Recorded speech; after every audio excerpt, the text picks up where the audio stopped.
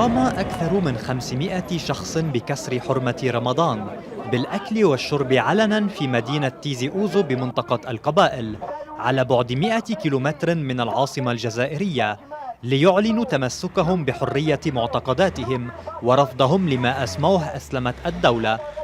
ويوجد من بين المحتجين مواطنون عاديون، لكن أغلبهم من المناضلين من أجل انفصال منطقة القبائل، ولا يترددون في رفع علم خاص بهم غير العلم الجزائري.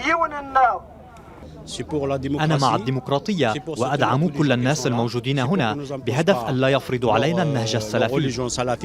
وجاء الاحتجاج في تيزي أوزو، إحدى أكبر مدن منطقة القبائل، بعد قيام الشرطة بتفتيش مطعم مغلق في تكزريت القريبة بعد تلقيها معلومات عن شباب يفطرون في رمضان، فقامت بسحب رخصة المطعم قبل أن تعيدها لصاحبه بحسب الصحافة. وليست هذه المرة الأولى التي يتم فيها اتخاذ إجراءات محرجة على الأقل بحق الرافضين للصيام، حتى أن منتمين للأقلية المسيحية وجدوا أنفسهم أمام القضاء بسبب ذلك.